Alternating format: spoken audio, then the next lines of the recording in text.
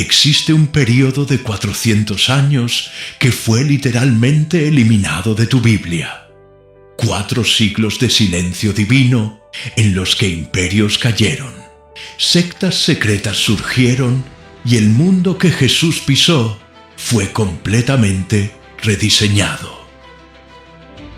Si no conoces estos 400 años, estás perdiendo las respuestas a preguntas que han atormentado a los cristianos durante siglos. ¿De dónde salieron los fariseos?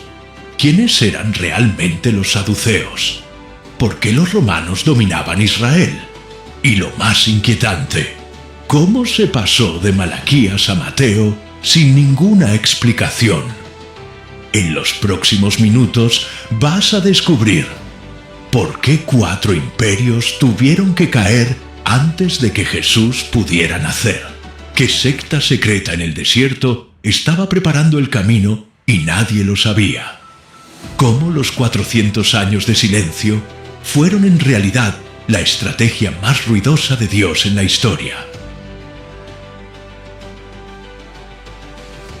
Malaquías cierra el Antiguo Testamento con una promesa. Yo les enviaré al profeta Elías antes del gran día del Señor. Y luego, silencio. 400 años de nada. Ningún profeta. Ninguna palabra divina. Y cuando abres Mateo, el mundo es completamente diferente. Pero aquí está la verdad que nadie te cuenta. Ese silencio no fue silencio. Fue orquestación. Porque para que Jesús naciera, primero tenían que existir 3 cosas: un camino, un idioma y un enemigo. Los romanos construyeron el camino, los griegos crearon el idioma y los seleucidas fabricaron al enemigo perfecto que uniría a los judíos. Todo eso ocurrió en los 400 años que desaparecieron de la Biblia. Entonces no fue silencio, fue preparación estratégica. Pero esto abre una pregunta aún más oscura. Si Dios estaba dirigiendo imperios enteros detrás de escena, ¿qué más estaba ocurriendo que nadie vio? ¿Qué sectas, qué manuscritos, qué profecías secretas se estaban forjando mientras el cielo parecía ignorar la tierra? Si llegaste hasta aquí, ya sabes más que el 95% de los cristianos. Pero lo que viene ahora va a cambiar por completo tu comprensión de la Biblia. Porque estos 400 años no fueron eliminados por accidente, fueron ocultados por una razón. Para entender esto, tenemos que regresar al último momento en que Dios habló, al día exacto en que el cielo decidió guardar silencio. ¿Por qué Dios dejó de hablar exactamente en el año 400 a.C. y no antes ni después? La mayoría piensa que fue algo aleatorio, un intervalo divino sin motivo. Pero cuando entiendes lo que estaba pasando en Israel, cuando Malaquías escribió sus últimas palabras, te das cuenta, el silencio fue intencional, fue preciso. Estamos en el año 430 a.C. Israel acaba de regresar de 70 años de cautiverio en Babilonia. Esdras reconstruyó el templo. Nehemías reconstruyó los muros.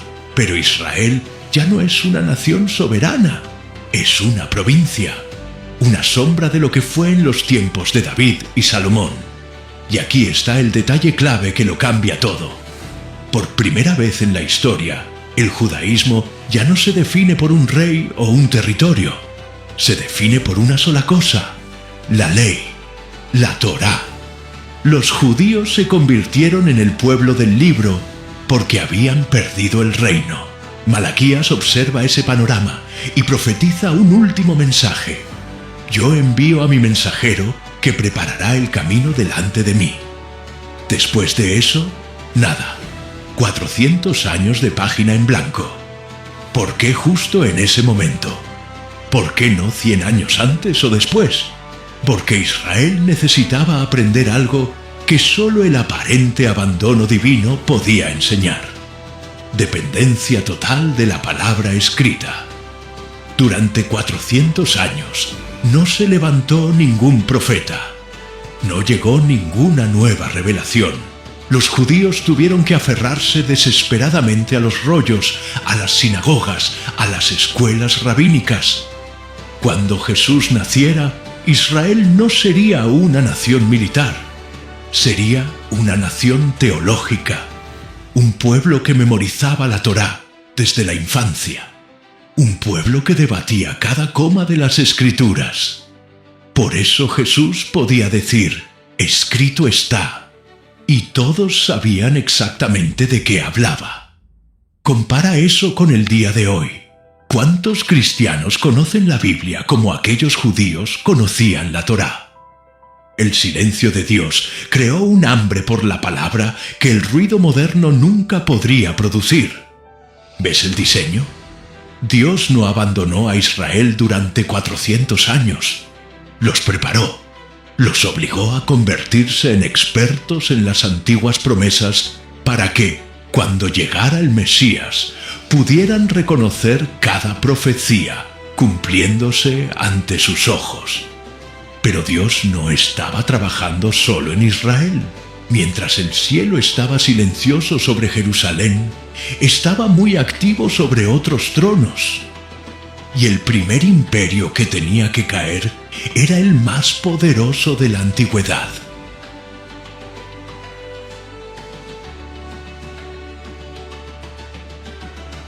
¿Quién es el hombre que Dios usó para preparar el mundo para Jesús, sin que él lo supiera? La respuesta te va a sorprender. Alejandro Magno, un conquistador macedonio, un pagano, un hombre que murió 323 años antes del nacimiento de Cristo. Sin él, el Nuevo Testamento no existiría. En el año 334 a.C., Alejandro cruza el Helesponto con 35.000 soldados. Tiene 22 años. En solo 13 años conquista el mayor imperio que el mundo había visto, desde Grecia hasta la India, Persia, Egipto, Babilonia, Israel. Todo cae ante él. Pero Alejandro no es solo un conquistador, es un visionario. Fue educado por Aristóteles y tiene una idea revolucionaria: la helenización. Unificar el mundo mediante un idioma, una cultura, una filosofía. Y hace algo que ningún imperio anterior había hecho. No destruye las culturas locales, las absorbe. Las mezcla con la cultura griega. Cuando muere misteriosamente a los 32 años, envenenado o por malaria, nadie lo sabe con certeza, deja algo más poderoso que ejércitos: un idioma universal, el griego koiné, el griego común, no el griego clásico de Platón, sino el griego que hablaban esclavos, comerciantes y soldados en las calles. Y aquí está el milagro escondido. 300 años antes del nacimiento de Jesús, 70 escribas judíos en Alejandría traducen todo el Antiguo Testamento del hebreo al griego. Es la Septuaginta. Por primera vez en la historia, los gentiles pueden leer las profecías mesiánicas. Cuando Pablo escribe sus cartas, lo hace en griego. Cuando Mateo, Marcos, Lucas y Juan escriben los evangelios, lo hacen en griego. No en hebreo, no en arameo, en griego. ¿Por qué? Porque Alejandro, 300 años antes, preparó la autopista lingüística que el evangelio usaría para conquistar el mundo. Alejandro nunca supo que estaba cumpliendo Daniel, capítulo 2. Él era la cadera de bronce de la estatua del sueño de Nabucodonosor, el tercer imperio. Cuando murió, su reino se dividió en 4, exactamente como Daniel había profetizado. Pero uno de esos 4 reinos haría algo tan terrible que crearía el movimiento que Jesús enfrentaría cara a cara: los fariseos. ¿Te das cuenta ahora? Alejandro no fue un accidente, fue providencia. Dios usó a un pagano para crear la herramienta que difundiría la palabra. El camino estaba listo, el idioma estaba listo, Pero aún faltaba una cosa: un enemigo tan cruel que forjaría la resistencia judía. Y ese enemigo tiene un nombre: Antíoco Epífanes. Lo que hizo al templo de Jerusalén en el año 267 a.C. es tan blasfemo que hasta hoy los judíos lloran al recordarlo. ¿Qué pasó en el templo de Jerusalén que creó a los fariseos, a los saduceos y preparó el escenario para Jesús? La respuesta está en un hombre llamado Antíoco IV Epífanes, rey del imperio Seleucida, uno de los 4 fragmentos del imperio de Alejandro. Su obsesión: borrar el judaísmo de la faz de la tierra. Diciembre del 167 a.C. Antíoco invade Jerusalén, entra en el templo, el lugar más sagrado del judaísmo, y hace lo impensable: sacrifica un cerdo en el altar sagrado, un animal impuro, derrama el caldo sobre los rollos de la Torá, levanta una estatua de Zeus en el lugar santísimo y decreta: la circuncisión está prohibida, guardar el sábado está prohibido, poseer un rollo de la Torá se castiga con la muerte. Quiere obligar a los judíos a convertirse en griegos, a adorar a los dioses griegos, a abandonar el pacto con Abraham. Pero ocurre algo que Antíoco no previó. Un sacerdote anciano llamado Matatías, de la familia de los macabeos, se levanta. Cuando soldados sirios llegan a su aldea exigiendo que ofrezca sacrificio a ídolos, mata al oficial. Huye a las montañas con sus 5 hijos y comienza una guerra de guerrillas. Su hijo Judas Macabeo se convierte en uno de los mayores generales de la historia judía. Contra todo pronóstico, derrota ejércitos sirios 10 veces más grandes. En el año 164 a.C., 3 años después de la profanación, Judas reconquista Jerusalén, purifica el templo, vuelve a encender la menorá. Es el milagro de Hanukkah, la fiesta que Jesús celebraba en Juan 10:22. Pero la revuelta macabea hace algo más profundo que ganar una guerra. Divide al judaísmo. Nacen los fariseos, los separados, judíos estrictos que dicen: nunca más seremos contaminados. Crean cercas alrededor de la ley. 613 mandamientos no les bastan. Inventan miles de reglas adicionales. Es la tradición oral que Jesús confrontará. Nacen los saduceos, la élite sacerdotal. Colaboraron con los sirios. Ahora colaboran con quien esté en el poder. Controlan el templo, pero niegan la resurrección, los ángeles y lo sobrenatural. Son religiosos materialistas.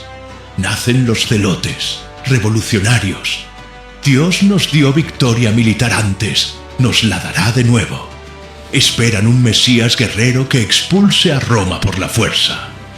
¿Ves cómo se arma el tablero de ajedrez? Antíoco fue el catalizador.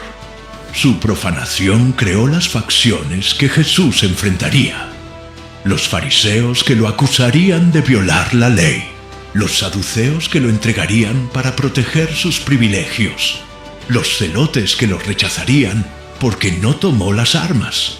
Pero aún falta el último jugador, el imperio final, el que Daniel profetizó como piernas de hierro. Y ese imperio no vendría con religión, vendría con caminos, legiones y una cruz.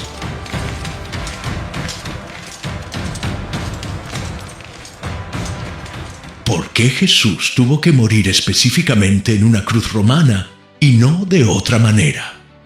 La respuesta está en la infraestructura que Roma construyó durante los 400 años de silencio. Porque para que el evangelio se extendiera, necesitaban existir 3 cosas: caminos seguros, paz impuesta y un símbolo de terror universal. En el año 63 a.C., Pompeyo conquista Jerusalén. Roma anexa Israel. Por primera vez en la historia, existe algo llamado Pax Romana, la paz romana, una paz impuesta por la espada. pero paz al fin. Roma construye 400.000 kilómetros de caminos pavimentados, desde Britania hasta Judea, desde Galia hasta África. Y esos caminos tienen una regla: están protegidos por legiones. Los bandidos son crucificados. Los piratas son eliminados. Por primera vez, un comerciante puede viajar de Roma a Jerusalén sin ser asaltado. Cuando Pablo realiza sus viajes misioneros, no improvisa rutas. Usa la infraestructura romana, los caminos que César construyó para mover legiones. Pablo los usa para mover el Evangelio. Pero Roma no trajo solo caminos, trajo la crucifixión. La crucifixión no fue inventada por Roma, pero Roma la perfeccionó como herramienta de terror psicológico. Crucificaban a la orilla de los caminos. A propósito, para que todo viajero viera. El mensaje era claro: si te atreves a desafiar a Roma, este será tu final. Cuando Jesús dijo: el que quiera seguirme, tome su cruz, el público no pensó en una joya de collar, pensó en terror, pensó en humillación pública, pensó en la peor muerte que un ser humano podía sufrir. Y aquí está el código que casi nadie ve. La palabra griega para cruz es stauros, pero significaba más que madera. Significaba maldición. Pablo dice en Gálatas: maldito todo el que es colgado en un madero. Está citando Deuteronomio 21:23.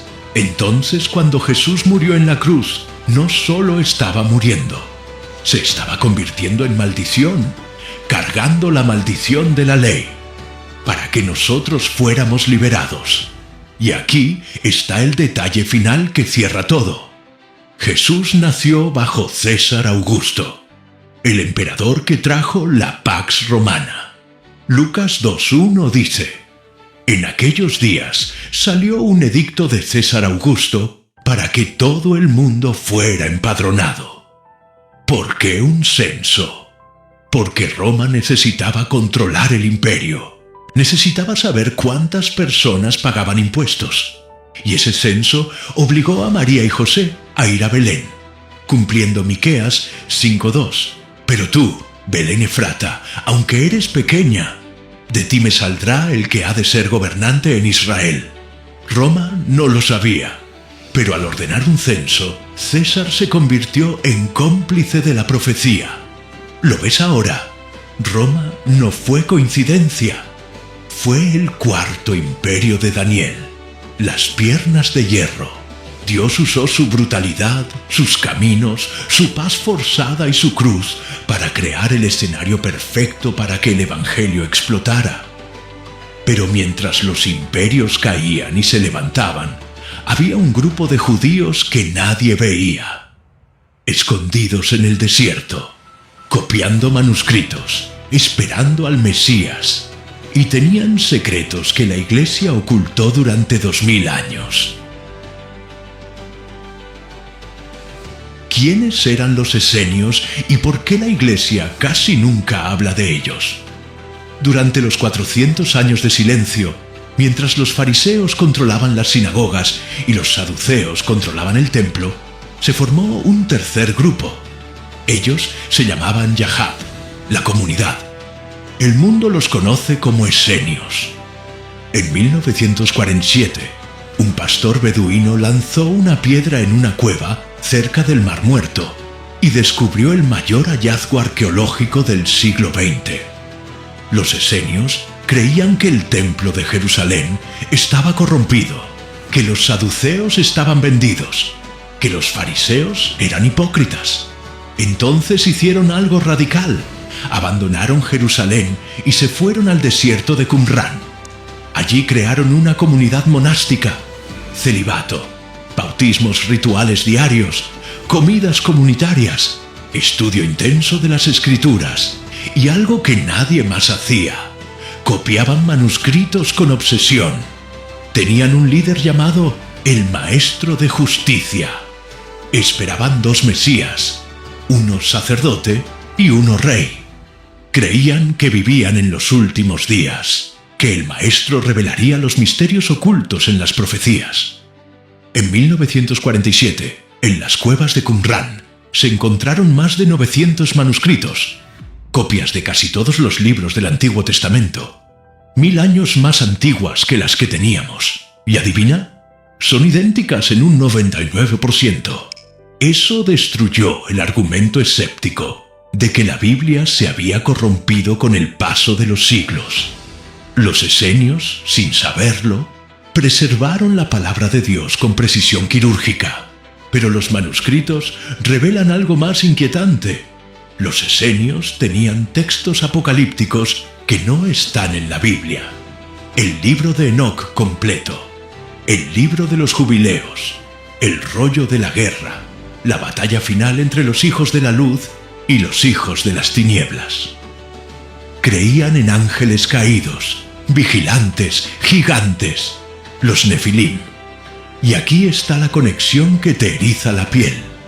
Juan el Bautista vestía piel de camello, comía langostas, vivía en el desierto, bautizaba en el Jordán, a solo 10 kilómetros de Qumrán. Predicaba arrepentimiento porque el reino estaba cerca. Juan el Bautista tenía todas las características de un esenio.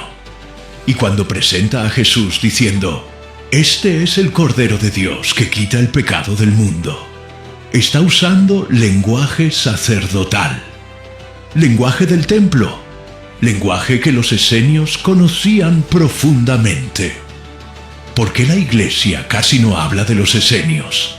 Porque complican la historia simple, porque muestran que el judaísmo del siglo I era mucho más complejo que fariseos contra saduceos, porque prueban que había judíos esperando un Mesías sufriente, no solo un Mesías guerrero.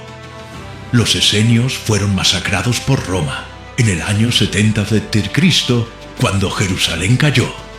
Escondieron sus manuscritos en las cuevas.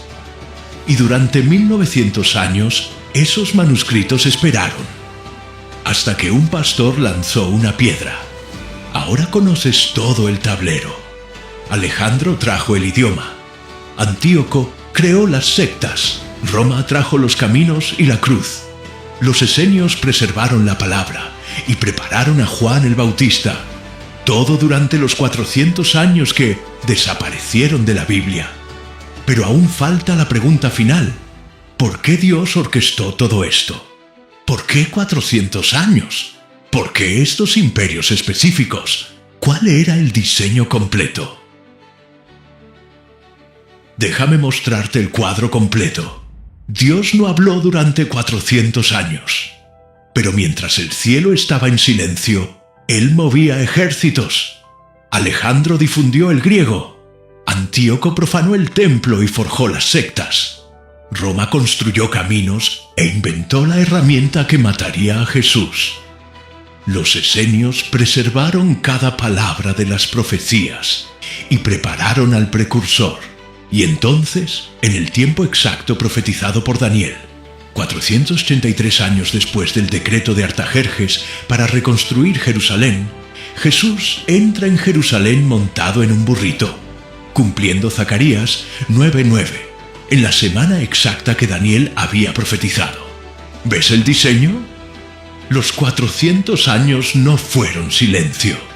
Fueron la mayor sinfonía profética de la historia. Cada imperio, cada secta, cada camino, cada manuscrito, todo preparando el escenario para que, cuando el Verbo se hiciera carne, el mundo entero pudiera escuchar. Y aquí está lo que nadie te dice. Esto sigue ocurriendo. En 1948, Israel volvió a ser nación después de 2000 años, cumpliendo Ezequiel 37, el Valle de los Huesos Secos. En 1967, Jerusalén volvió al control judío, cumpliendo Lucas 21:24. Jerusalén será pisoteada por los gentiles hasta que se cumplan los tiempos de los gentiles. Y en 2020 pasó algo que casi nadie notó: los acuerdos de Abraham. Israel hizo paz con Emiratos Árabes, Bahrein, Sudán y Marruecos. Por primera vez, Naciones árabes reconocen a Israel. Eso no es solo política, es profecía. Daniel 9:27 habla de un pacto que será confirmado por una semana, 7 años. Y en la mitad de esa semana, algo será profanado. Los 400 años entre Malaquías y Mateo prepararon la primera venida. Lo que está ocurriendo ahora está preparando la segunda. Entonces, ¿por qué te cuento todo esto? Porque así como los judíos de los 400 años de silencio tuvieron que aferrarse desesperadamente a la palabra escrita mientras esperaban, tú estás viviendo en una época donde el ruido es ensordecedor. Teología superficial, evangelio diluido, entretenimiento disfrazado de adoración. Y Dios te está llamando de regreso a lo básico, a la palabra, a los manuscritos, a las profecías. Porque cuando Jesús regrese, no te va a preguntar cuántos sermones viste. Te va a preguntar, ¿conociste mi palabra? ¿La guardaste? ¿La viviste? Los esenios copiaban manuscritos en el desierto mientras el mundo los ignoraba. Pero cuando Roma destruyó Jerusalén, sus manuscritos sobrevivieron, porque lo que se construye sobre la palabra permanece. Lo que se construye sobre emoción se derrumba. Te dije al principio que los 400 años no fueron eliminados por accidente. Fueron ocultados por una razón. Ahora sabes por qué.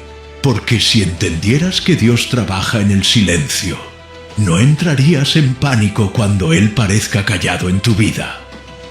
Si supieras que usa hasta imperios paganos, no dudarías cuando las circunstancias parezcan ir en tu contra.